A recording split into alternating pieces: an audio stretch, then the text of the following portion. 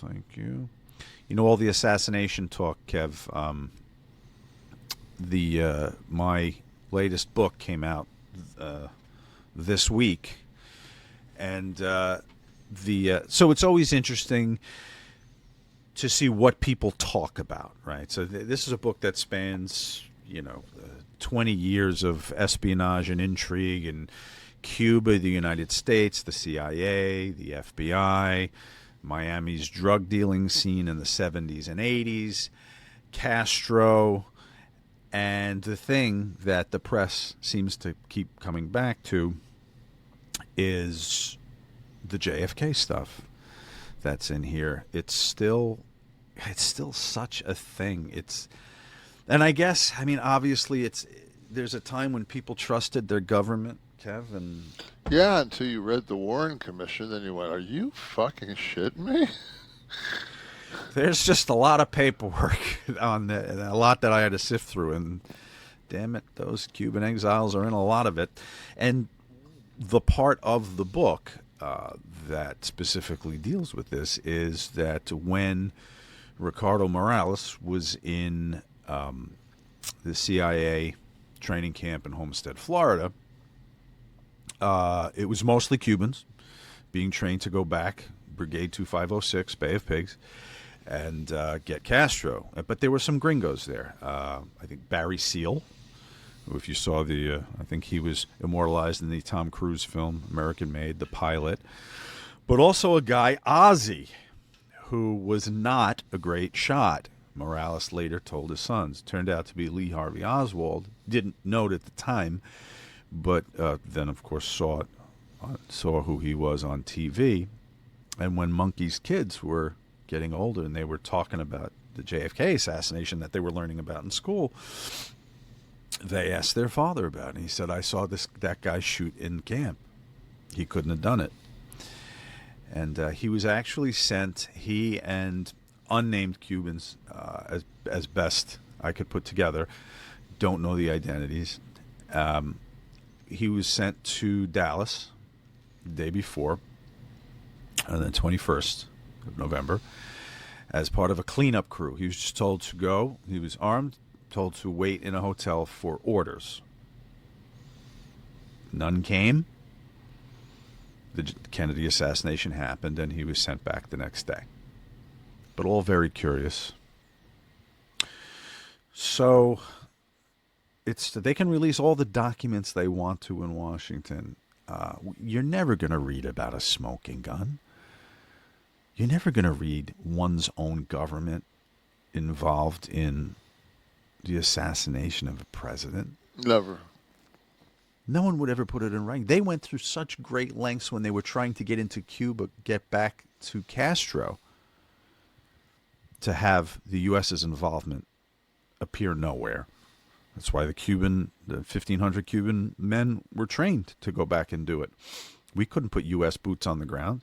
And after the Bay of Pigs, and I have the memo, and I reprinted part of it in the book, the lengths we would have gone to justify U.S. boots on the ground. One of the things that was considered in a memo from the Joint Chiefs of Staff to the Kennedy administration was to sink boatloads of Cubans who were invited here to get out of Cuba, and set off bombs here to kill or maim on the homeland, and have somebody already set up to blame in Castro's organization to justify our going down there and doing that. And getting them with U.S. forces. So they would actually, they would kill our own people. Yes. To pull off the scam that they wanted to do. I have the memo. I'll send it to you. God, man, what's today's date? Today? Oh, yeah. You asshole. Kevin's steering me back into a discussion we have off the air a lot about 9/11. We are taping this on Patriot Day. Yeah. 9/11. Well played, Mr. Nash. Yeah, I'm just, it's just funny how it's, the follow the bouncing ball. They didn't have a problem with it when they killed their president, so. Seems to be in the playbook. I asked Kevin if he wanted to talk about where we were on 9/11, and he said, "I'm not putting them over." Once a worker, always a worker. I'm just not. That plane cannot make that turn at 800 feet above sea level. I'm sorry, especially with a guy that can't drive a Cessna. And I don't need. I don't need any. There's a 14-foot hole in the Pentagon, and the wingspan is 153 feet on that plane. And there's a fax machine on the left side where the plane went through. This got the fax paper unhinged, unburned, untouched. The fax machine's fine. I mean, there's just so much shit, and you just say to yourself, you know what, man? If you're gonna try to pull the wool over my eyes, at least you got to come at me with some game. So. Mike M. was listening last week, Kev, and he said this was a great episode. Just hearing Kevin vent and rant on everything from wrestling to the state of U.S. politics is certainly a breath of fresh air. It reminded me of the promo he cut the night after he dropped the belt to Brett, and he felt liberated. Thank you, Mike. First person to mention Vince McMahon as the owner of the company. Is that a fact? Yeah. That was a breaking of kayfabe. One of many, but yeah, one of many. But the first involving Vince as owner. Yeah. I learn something new every week. You missed the ball, Vince. You missed the ball.